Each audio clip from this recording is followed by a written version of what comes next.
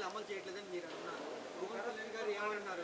ఆ? పవన్ కళ్యాణ్ గారు ఏం చేస్తున్నారు? పవన్ కళ్యాణ్ గారి మాట ఈ పూట సాయంత్రం కూడా సాయంత్రం రేపు ఉన్నారు వాళ్ళిద్దరు. ఇప్పుడు వాళ్ళిద్దరు కలిసి ఇదివరకు అక్కడ ఉన్న ఒకసారి ఉండేవాళ్ళు ఉన్నారు. ఇప్పుడు లేడు కదా.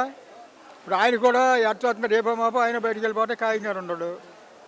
అసలు ఇప్పుడు ముఖ్యమంత్రికి అది విమానం కానీ హెలికాప్టర్ కానీ ప్రత్యేకంగా ఇవ్వడం అని గవర్నమెంట్లో ఉంది. ఈ ముగ్గురు 3 హెలికాప్టర్లు విమానాలు ఏంటంటే స్పెషల్ ఉందా ఎక్కడన్నా ఎప్పుడన్నా ఎక్కడన్నా కాదు కాదు, జగనే ఎక్కువ ఖర్చు పెట్టేశాడు విలాసాలకు. చూసుకుంటే ఇదివరకు 14 లక్షల కోట్లు అప్పన్నారు. మొత్తం 3,20,000 కోట్లు లేదు జగన్ గారు దిగిపోయేది అప్పటికి. ఈయన ఇప్పటికే సంవత్సరం రావలేదు 33 లక్షల కోట్లకి అప్పుకెళ్ళిపోయింది. చెప్తాకే ఉంది మోసం చేయడానికి జనాన్ని. నిన్ను మోసం అండి ఎనేవాడు ఉంటే మోసం చేస్తానంటాం. మీ విలాసాలకు ఏం చేయట్లేదు, విదేశాలు ఏమంటే విలాసాలు ఏంటి ఆయన ఇప్పుడు ఆయన సొంతంగా హైదరాబాద్ వెళ్తున్నాడు, ఎక్కడికి వెళ్తున్నాడు, ఆయన సొంత డబ్బులు వెళ్తున్నాడు. ఇండియం కాదు కదా. అధికారులు ఉన్నప్పుడు ఎవరికైనా ముఖ్యమంత్రిగా హోదా ఉంది కదా తిరగడానికి. ఈయన సొంతంగా వెళ్తున్నాడు. దాని గురించి వీళ్ళకి బాధే ఉంది. ఇలా ముగ్గురికి వెళ్ళినప్పుడు ఆయన సొంత డబ్బులు ఆయన తింటే నచ్చే ఉందంటే విలాసాలు అంటే ఇంకేమీ విలాసాలు కావాలి. ఇతర దేశాలకు వెళ్ళిపోతారు తండ్రి బాబు. మీకులాగా అడిగితే జగన్ ఇక్కడ ఉండట్లేదు, బెంగళూరు వెళ్ళిపోతున్నాడు. వెళ్తాడు. ఆయన ఖాళీగా ఉన్నాడు కానీ వెళ్తాడు.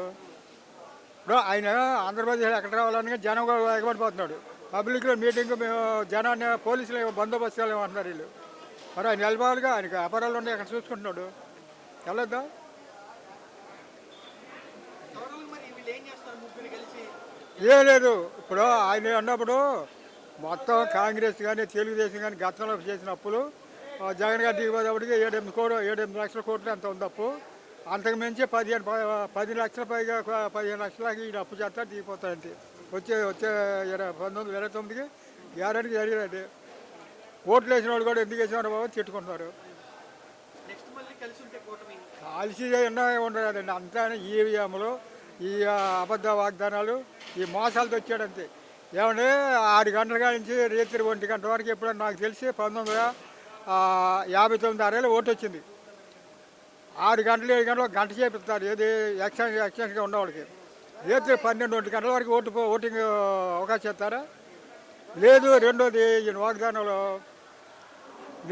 నేను అధికారంలోకి వస్తే మార్చి నెల ఎన్నికలు కూడా ఉంది కదా.